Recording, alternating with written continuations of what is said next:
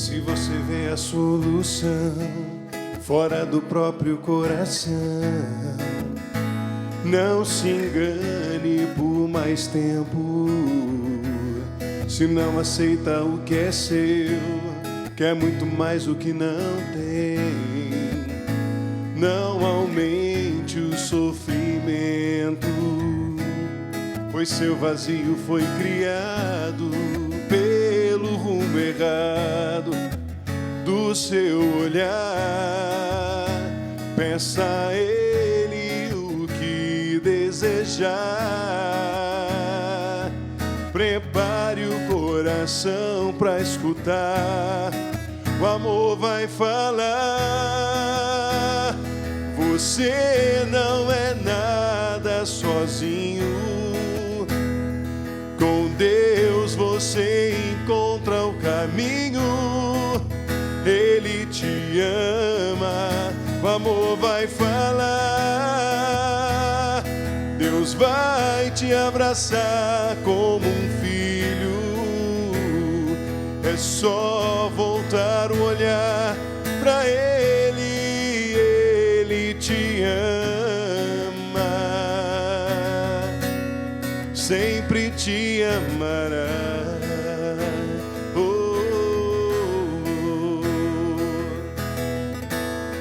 Sempre te amará. Estamos de volta com o programa Você Pode Ser Feliz, aqui pela Rede Século XXI, claro, atendendo aos seus pedidos, às suas intenções, às suas ações de graças. Liga para cá, mande o seu pedido, a gente fica muito feliz em poder rezar junto com você, apresentando diante de Deus as suas intenções. E a gente fica aqui já aguardando, tá bom? Muito bem, nós temos aqui a ligação da Djanir Lemos Bastos, de Salvador, lá na Bahia, pede oração por sua família. Claro, estamos rezando todos juntos aqui. Ana Maria da Silva Souza, de Silveiras, no interior de São Paulo, pede oração por ela mesma e por toda a sua família. De Juiz de Fora, em Minas Gerais, a Maria da Penha Castilho pede oração por ela mesma, por toda a sua família, por seus familiares. De Abaeté, Minas Gerais, a Regina da Silva Aguiar pede oração por ela mesma, por Nelson, por Rejane, Roselisa, Adolfo e por todos da sua família. Sirlene Cristina Carroza Derasmo, de São Paulo, capital, em ação de graças pelo aniversário de sua tia Edith Campos Nascimento, que completou mais um ano de vida ontem. Ela pede também por ela mesma, pois ela vai passar por uma cirurgia hoje às 2h da tarde. Vamos rezar juntos, viu, Sirlene? Conte com as nossas orações. Pede a Deus que corra tudo bem, claro, nessa sua cirurgia, e pede também pelo seu esposo Adilson. A Francisca Terezinha de Melo Junqueira Vaz, de São Paulo, capital, pede oração pela saúde de Nelson Francis Pereira, que está muito mal na UTI. Vamos rezar juntos, sim. Pede oração também por Marina Santos Pereira, por Francisca Terezinha de Melo e também por toda a sua família. A Elisângela Gomieiro, ela é de Campinas, aqui perto de nós, interior de São Paulo, pede oração por ela mesma e por toda a sua família. De Arapiraca, em Alagoas, Josefa da Silva Santos pede oração e agradecimento pela saúde de sua mãe, Maria de Souza, de um modo especial pela saúde de Marcos, pois o mesmo está passando por um momento muito difícil. Pede também por todos os seus familiares. Claro, a gente vai rezar por todos eles aqui. Quero lembrar o seguinte, duas coisas. Você que vai ligar para a gente aqui, que já ligou, vai receber a novena das mãos ensanguentadas de Jesus. Então, isso é muito importante porque a gente precisa da sua ligação para a gente poder rezar pelas suas intenções. Então, você vai ligar, colocando as suas intenções, mas vai ligar também para falar do tema de hoje. Não julgueis. A gente gostaria de saber de você assim, olha, você já julgou alguém? Eu acho que sim, mas eu não posso julgar de que você tenha julgado alguém. Mas você já foi vítima do julgamento? Então, liga para a gente dizendo o que você pensa sobre tudo isso. A gente já fica aqui aguardando, tá bom? Isso porque nós vamos receber a nossa convidada, viu, Fred? A nossa convidada de hoje, que é uma amiga nossa aqui, ela nos ajuda sempre que a gente está passando por uns momentos difíceis de temáticas aqui. Olha, como é que a gente vai abordar esse assunto? Ela vem na nossa cabeça porque ela nos ajuda bastante aqui. Seja bem-vinda, Maria Tereza, tudo bem? Tudo bom, melhor agora. Agora, para nós agora. Aqui, melhor também. Deus te abençoe, viu, querida? Deus te ilumine bastante. Nosso irmão Fred aí, sempre conosco bem, também. Olá, Fred. Bom dia, bom dia. Pode sentar aqui. A alegria maior é minha. Aliás, a alegria... A gente não tem como comparar qual é a alegria maior, né? Então a gente fica assim, tá todo mundo feliz, né? Então por que você está aqui para nos ajudar? Porque é uma temática que a gente sempre aborda. Ô Fred, você não quer se achegar aqui? Porque o Fred ele nos ajuda também no nosso bate-papo. E os trabalhos como estão... Ano passado você veio aqui, não foi? Fazia tempo que eu não via. Esse ano não veio? Acho que não, né? Na verdade, me chamaram algumas vezes, mas às vezes com pouco tempo de antecedência e aí eu não consigo me agendar. Mas eu sempre fico muito feliz quando eu venho e fico feliz porque fico vendo esse Brasil inteiro entrando em contato. Aí você fala das pessoas que pedem oração, uma lá de cima, outra aqui do meio do país, do sul do país. E você sabe que agora é muito mais gente, sabia? Fico muito feliz por todos vocês. Agora, desde sábado passado, a TV ela tem a capacidade agora para chegar a 150 milhões de brasileiros, porque são em torno de 21 capitais que já recebem o sinal aberto da TV e, além disso, 11 grandes centros desse nosso país. Então, olha, até seria legal assim, olha, de onde você está, né, sintonizando a TV? Liga para cá dizendo, olha, eu estou aqui em tal lugar. Né, nessa nossa capital aqui, agora a gente recebe o sinal da Rede Século XXI. Para a gente é bom saber disso, né? Liga para a gente, o telefone aparece no seu vídeo dizendo, olha, estou pela primeira vez vendo a Rede Século XXI, nesse programa excepcional, com esses convidados excepcionais, etc. E o trabalho como tem ido lá? Os exercícios, tudo. Eu sigo com o meu trabalho, né, no consultório, e esse trabalho, que agora eu encontrei um nome para ele, que é um trabalho vocacional, que é esse trabalho da vocação, né? Da vocação, do dom, do serviço.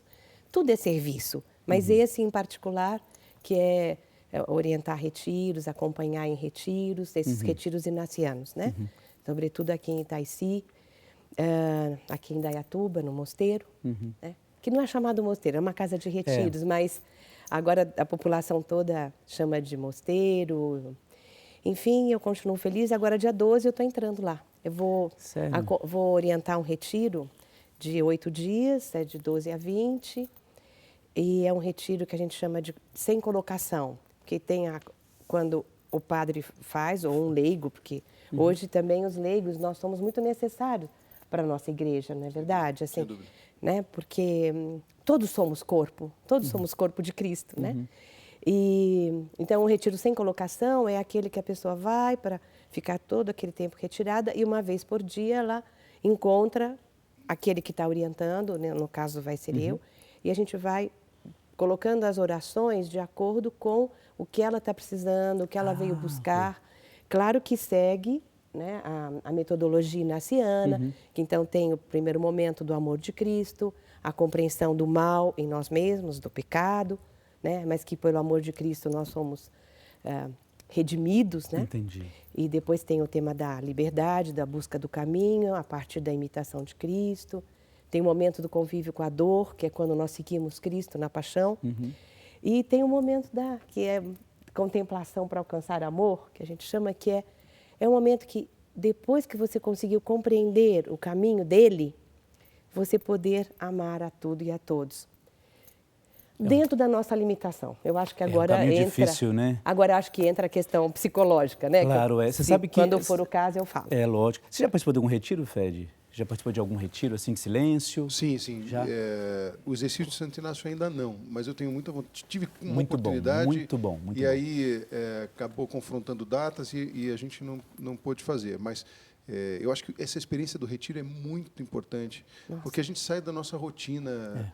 conturbada e consegue, sabe, de fato, fazer uma imersão. E você sabe que um dos mais interessantes que eu fiz, tive a oportunidade de fazer sozinho. E eu fui para um mosteiro também, na verdade, para um sítio carmelitano. E lá eles me acolheram e eu fiquei também 3 dias em silêncio absoluto e podendo fazer um momento muito especial. Tive esse preparo, esse acompanhamento de um frei carmelita que pôde me ajudar em todo o processo durante 3 dias. Nossa, e que bom isso. Foi sensacional para mim. Foi uma reclusão quase. Eu cheguei ontem de retiro. Eu comecei um retiro na segunda-feira e terminou ontem. Quem pregou foi o padre Carlos Contieri, da jesuíta. Sim. Gente, mas o retiro, o homem é muito bom, é excelente. Mas a gente, assim, se ouve cada coisa que você acha que nunca precisaria ter ouvido aquilo, né? Para aprender um pouco, né? E a gente, assim, cada vez que a gente participa, ele falava um pouco dessa questão, a imersão mesmo dentro da gente mesmo, a partir da palavra, seguindo Jesus, o que causa o seguimento. Então, foi uma experiência maravilhosa. Terminou ontem com o almoço, esse retiro. Então, foi onde? Lá na Casa Santa Fé, na Anhanguera. Ah, tá. Foi muito bom. Então, assim, eu estou hoje renovado para o programa. E você sabe que a minha primeira experiência foi um retiro, na verdade. Eu tinha 14 anos, um retiro de jovens. E foi em Sorocaba, né? Imagina, foi aí que começou. Meu primeiro chamado mesmo para caminhar na igreja foi com o pessoal do DISPA, que é Discípulos de São Paulo Apóstolo, lá em Sorocaba. Aliás, um beijão para todo mundo lá, que é minha cidade. Então, foi o primeiro encontro assim, com as coisas de Deus, com Jesus, com aquela turma, aquela alegria toda. Foi ali com o pessoal da São Paulo Apóstolo, com quem tanto amo e tenho um carinho enorme até hoje. Foi um retiro. Então, foi maravilhoso para mim também. Retiro sempre ajuda. E o retiro nos ajuda a entender essa questão do julgamento. Por isso que, desde o início do programa, a gente está entrando em contato com o pessoal de casa, dizendo assim, olha, você já julgou alguém, você já foi julgado, foi vítima do julgamento. Temos algumas observações que a gente quer, ao longo do programa, ajudar, tanto da parte espiritual, quanto também da questão psicológica. Não é? E, para isso, a gente foi às ruas. Né? A gente foi às ruas saber das pessoas. O que é que vocês têm pensado, o que é que vocês têm visto, como é que vocês têm julgado, aliás, como é que vocês têm julgado? Não, têm julgado, né? A gente não quer saber a maneira, a gente nem quer que julgue, mas... Então, a gente vai, primeiro, antes de a gente começar esse nosso bate-papo, saber com o pessoal da rua lá, o pessoal da rua, como é que foi essa experiência. O povo fala, vamos dar uma olhada. Não julguem e vocês não serão julgados. Não condenem e vocês não serão condenados. Perdoem e vocês serão perdoados. Esses são alguns ensinamentos que Jesus nos deixou. Mas como gostamos de julgar, não é? Falando desse ou daquele. Por isso, nós viemos às ruas para saber o que as pessoas pensam a respeito. Você já julgou alguém? Eu acho que normalmente a gente faz um pré-julgamento, né? Em silêncio, do comportamento, da conduta, de uma ação de outras pessoas, né? Eu quero saber se você já foi julgada por alguém. Já. Já? Como você se sentiu? A gente sempre se sente mal, né? Porque às vezes você tá fazendo uma coisa, às vezes, pro bem, e a pessoa tá te julgando sem saber, tipo, o que tá falando, né? E você já julgou alguém? Eu acho que sim. Você toma cuidado para não fazer isso? Faço tudo para não magoar as pessoas, mas às vezes acontece, né? O ser humano, ele não é perfeito. A gente tenta fazer o melhor, mas às vezes acontece sim. Certamente, o julgamento ele é algo natural que ocorre dentro da concepção da pessoa, né? Olhar, denotar as pessoas, seria hipócrita se eu falasse que não julguei alguém. Tá certo, e você toma cuidado para não julgar os outros? De um tempo para cá eu tenho tomado bastante cuidado, né? Cautela para poder não julgar precipitadamente, porque qualquer julgamento precipitado é um preconceito. E eu já sofri muito preconceito, então, naturalmente, a gente tem que ter muito cuidado com isso. Sim. Julgar? Já. Todos os dias. Nós fazemos isso olhando na rua. Já julga a pessoa pela fisionomia, pela característica, pela roupa. Porque às vezes a gente julga a pessoa, um pré-julgamento, pela cultura e educação que a gente tem. E aí depois de conhecer a gente tem outro julgamento. Já eu acho que pela sociedade que a gente cresce hoje, a gente já vem, é um julgamento que a gente já cresce com isso, não tem como você não crescer com isso, porque a sociedade te ensina isso, entendeu? Mas naturalmente. Entendi, mas você toma cuidado, assim, para não jogar tanto? Eu tomo pela educação que eu tive em casa, né? Mas se você for ver a sociedade, a gente já nasce julgando as pessoas. A gente, hoje em dia, realmente as pessoas acabam julgando. Eles saem das suas casas já com mal influência, maus pensamentos, e isso é horrível, né? Mas em questão de julgar também, todo mundo acaba julgando, né, de certa forma, seja ela a condição física e entre outras, né. Muitas das vezes hoje em dia, tipo, é gordo, é magro, é negro, é branco, é gay, é hétero. Então todo mundo acaba se separando em algum título e eu acredito que esse não é a intenção da humanidade. Todo mundo quer partir para a pacificação, para a paz mundial, né? Então, a partir disso, a gente lutar contra a desigualdade, contra a falta de igualdade social, né? Nossa, só veja que legal, quantas participações interessantíssimas, né? Principalmente essa última. Eu não me lembrei o nome do rapaz lá, mas importante isso, a gente trabalhar essas questões de maneira ponderar um pouco mais as questões. Então, de acordo com esse VT, esse vídeo que nós vimos, E aí? Porque várias coisas surgiram nesse depoimento, né? Eu notei aqui a questão do preconceito. Como é que a gente lida isso, né? O que é julgamento, o que é preconceito? Tem dificuldade? É a mesma coisa? Um rapaz lá colocou sobre, o julgamento é natural, né? Eu até entendi o que ele quis dizer com isso. Mas a gente tem que tomar cuidado com isso, porque não é natural você julgar as pessoas. E aí, Maria Tereza, o que você nos diz? Para a gente começar o nosso bate-papo. Eu achei muito interessante poder começar com um cidadão, né, da rua, a pessoa comum que estava ali atravessando e que foi selecionada, foi pega assim muito espontaneamente, acredito eu. É sempre feito né? assim. Exato. Então, eu fiquei muito feliz porque eu posso partir disso. Porque a questão de Deus nos ama, Deus nos acolhe e é porque Ele nos acolhe que a gente vai conseguir lidar com as nossas limitações. Ponto. Agora, falando do ponto de vista emocional mesmo, veja, nós nascemos e nós somos introduzidos no mundo a partir de um olhar, o olhar da mãe. E nós também determinamos, nós, bebezico, também determina alguma coisa na mãe. Não é simplesmente a mãe só que determina. Essa interação mãe-bebê, se o bebê às vezes é mais agitado, menos, sabe? Tudo isso vai determinar muita coisa na mãe. Nossa, eu nunca tinha ouvido isso. Também não. Então há uma reciprocidade de relacionamento. Eu achava que era só a questão materna e paterna. Então a própria criança pode ajudar a mãe. Ajudar e às vezes dificultar. Ajudar ou dificultar, desculpa. Ajudar ou dificultar, né? Por exemplo, um bebê que de repente nasce com uma série de dificuldades, aquela mãe, né? E o pai também dando mais força, ou às vezes o pai mais distante, né? Estamos falando sem julgamentos, tentando entender a dinâmica. Então, o bebê e a mãe vão formar uma díade, nós chamamos assim, né? É uma dupla, não existe bebê, existe mãe e bebê, sobretudo nos primeiros 6 meses de vida. O bebê não pode ser visto isoladamente, porque ele determina algo e esta mãe, ao olhá-lo, com a história que ela já traz, né, impregnada nela, quer ela esteja consciente ou não, tudo isso já vai fazer muita coisa. Então, nós somos a partir desse primeiro olhar. Esse primeiro olhar nos designou. Não temos como não sermos isso. Entende? Então, sem julgamento, sem pensar qualquer coisa a respeito de mãe. Inclusive, assim, tentando também ajudar as mães, porque fica muito assim também em cima da mãe, né? Claro. Porque a mãe fez, porque a mãe não fez. Não sei o quê. Não, nós somos frágeis, né? Insuficientes. Mas então, para ligar com o tema, nós começamos a vida pelo olhar do outro. No caso, a mãe. E este olhar do outro vai estar sempre nos acompanhando. E é claro que também a gente vai ser um olhar para o mundo. Eu vou olhar também o mundo. Então, eu estou colocando o olhar como uma condição primeira, claro. básica, mas depois vão aparecer os gestos, né? Vão aparecer aí esses julgamentos mais explícitos, né? Mas que estão sempre associados com olhar e gestos. Nunca um julgamento de palavra vem sem isso daqui. Então, vamos pensar o seguinte, nós julgamos, ponto. Não temos como não julgar, até porque é que nós vamos fazer uma distinção entre esse julgamento que nós estamos falando desde a palavra de Cristo, mas nós olhamos o mundo e precisamos pensar algo sobre esse mundo. Então, aí eu acho que é até bom depois a gente discernir essa questão, diferenciar o julgamento que é próprio de conhecer uma realidade e aquele julgamento negativo, né? Ela está assim, porque onde eu desqualifico o outro.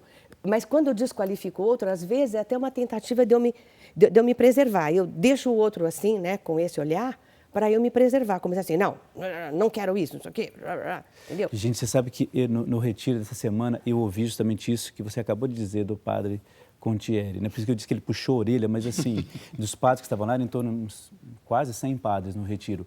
E entrava justamente nessa questão. Às vezes, por exemplo, para tirar o foco de mim, eu coloco o ponto negativo do Fred. Canta mal pra caramba esse cara, né? Então, assim, é interessantíssimo isso, não é? Então, assim, aí as pessoas vão, ele não canta mal, ele canta belíssimamente bem. Agora, para eu tirar o foco de algumas coisas, eu tenho que dizer alguma coisa. Então, ele usava até esse exemplo assim, o padre Contieri falava assim, olha, às vezes nós temos uma falta de amor próprio tão grande, né? Eu tenho uma inveja do Fred porque ele tem um trabalho muito bonito de evangelização E aí as pessoas elogiam o Fred, nossa, o Fred canta bem e tal. Eu digo assim, mas ele também canta não é bem tanto sim. assim, né? Não é Mas tanto você viu assim, que ele né? desafinou ontem naquela nota ali? Então, sempre tem alguma coisa que desqualifica o outro. E o julgamento está vinculado a isso aí. O Fred, é tudo mentira, você canta muito bem, viu? Mas assim, eu acho que é importantíssimo isso que você disse. Às vezes nós temos que aprender a lidar com essas coisas, né? Porque nós temos que primeiro saber que somos insuficientes. Então, todas aquelas coisas negativas, elas fazem parte de nós. Nós não somos outra coisa que não também todo esse leque de sentimentos negativos. Inveja, competição, né? Desqualificação. Eu não estou querendo enfatizar isto para diminuir, mas para que cada pessoa possa até ser mais compassiva consigo mesma, misericordiosa consigo mesma. Isso. Assim. Desculpe, sabe por quê? A gente às vezes tem que tomar essa preocupação de que às vezes você começa também assim, não perceber algumas coisas que você poderia mudar, e a gente tem que perceber o que é o olhar, assim, aquela crítica construtiva, o que não é a crítica construtiva. Talvez até poderia entrar, aliás, nós temos que terminar com música. O que você acha, Fred? Pode ser? Podemos terminar com música? Porque assim, olha, nós podemos ver essa questão e trabalhar bem isso. Como é que a gente pode fazer essa diferenciação entre a questão da crítica, né? Por exemplo, eu vou perceber uma realidade para mudar aquela realidade, ou aquilo que de fato não, você está errado nisso. Então, assim, o que é uma crítica construtiva, se é que tem necessidade disso, e o que diferencia isso de um julgamento? Julgar para condenar e para explicitar o erro do outro, né? Então, olha, você que está acompanhando o programa Você Pode Ser Feliz nessa manhã de sexta-feira, a temática promete, viu? A gente sempre quer trabalhar a questão de julgamento para melhorar você, o seu relacionamento, as pessoas que convivem com você, tá bom? O intervalo é rapidíssimo, daqui a pouco a gente já volta, um instantezinho só. Sei que o seu coração dói, sei que o mundo destrói, não se entregue assim, irmão.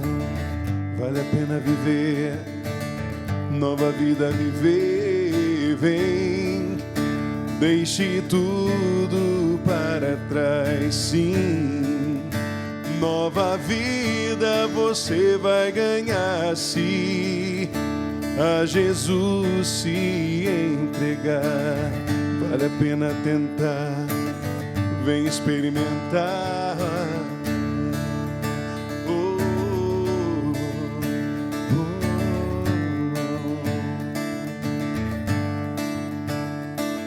Sei que o seu coração dói, sei que o mundo lhe destrói, não se entregue assim, irmão.